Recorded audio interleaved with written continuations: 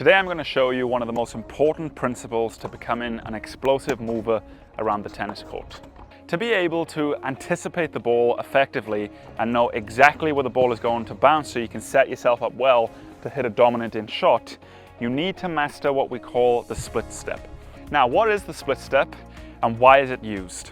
The split step is essentially a way to help you anticipate and read the incoming ball early. It's going to allow you to really dictate where the ball is going to go so you can move explosively and be there in a strong foundation so you can hit more powerful shots. But how is it utilized?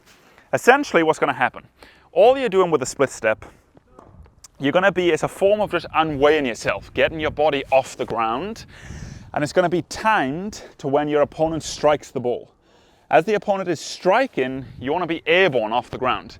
So then when you come down to land, you can move explosively in either direction on the tennis court. Now, the other key with the split step, when you split step, you want to ensure that your feet are 1.5 to 2 shoulder widths apart.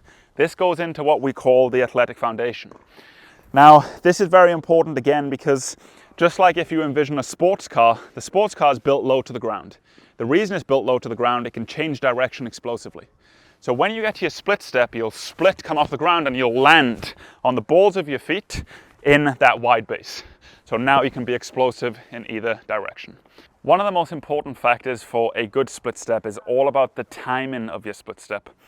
Now, what this means is all about in relation to when your opponent is making contact with the ball.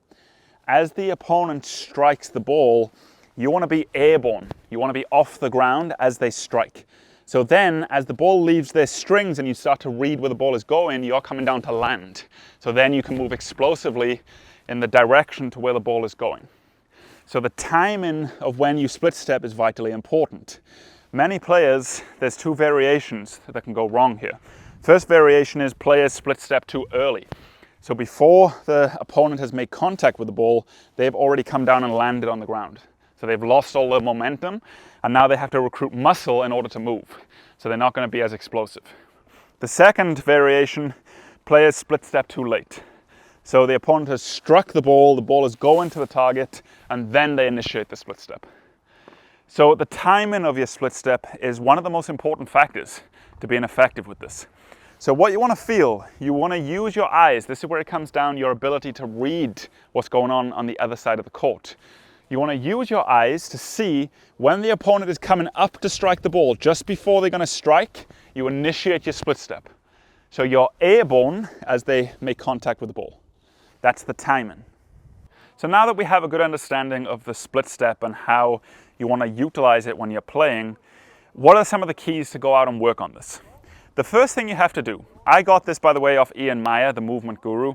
This is something I've studied a lot of his material on footwork. He's also done a lot of great courses with OTI on this, and he's just fantastic at this area. So I want to pay credit to him for this. But the first step you have to do is learn to unweigh, to get your body and fight gravity, getting yourself off the ground. And the way you do that is utilizing what Ian calls ready steps. Now, what are ready steps? There's 2 variations of ready steps, and all they essentially help you do is get the feet off the ground, activate your feet. The first variation is more simple. It's called the butterfly. It's going to look like this. The feet are just going to alternate just like that. This is what we call the butterfly. So that's the first variation, and these are going to be utilized in between you hitting the ball. So you hit the ball, and as you're getting ready for the next shot, you activate your ready steps. So this is the first variation. Now, the more advanced variation, you're already going to be in your athletic base. And what you're going to be doing is very light bounces on the balls of your feet, just like this. Look from the side angle, it's going to look like this. I'm in my athletic foundation, just light bounces on the balls of my feet. And then when I split step, it's more of an exaggerated split. So I'm exaggerating, getting myself off the ground. Let me show you the 2 variations again. So we got butterfly, and now I go into my split step, butterfly, split. Now I'll do more advanced. I'm in my ready steps with the wide base, bounce on the balls of the feet, split. Ready steps, split, just like that. So the first thing you have to do is go out and just practice this using the ready steps. So let's do a couple on video. You can do this with me. And what I want you to do, when I say split step, that's going to be in relation to when the opponent strikes. When I say split, you're going to exaggerate and do your split step. After you've done that, you go back to your ready steps. So it looks like this. Everyone find the variation that works for you. You either do butterfly or you do the more advanced. I'm going to do the more advanced for this video. So I'm going to get into my ready steps, just like this. Ready steps, split step, and I exaggerate more. Now go back to your ready steps. Ready steps, split step. Ready steps, split step.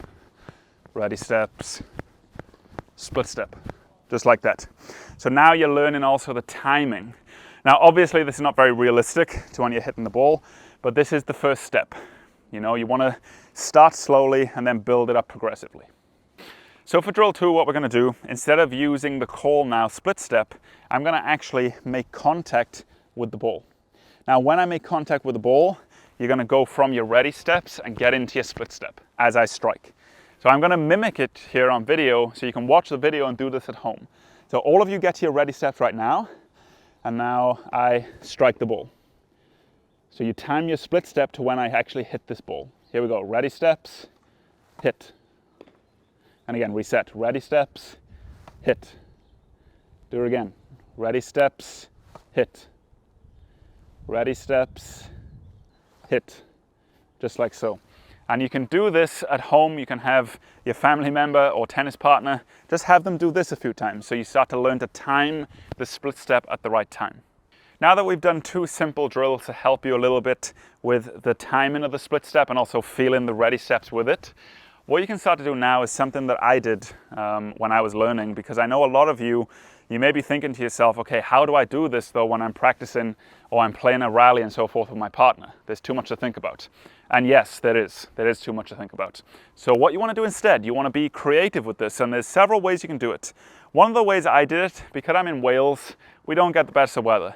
Waiting for a dry day like this is like finding a needle in a haystack. So what I did, I had the TV at home. It wasn't a very, very big TV, but it was big enough. And on the TV, I got up YouTube and I put on some court level footage of pros playing. So essentially what it does is, by looking at the TV, it's almost like I'm standing on the other side of the court watching them play and hitting with them.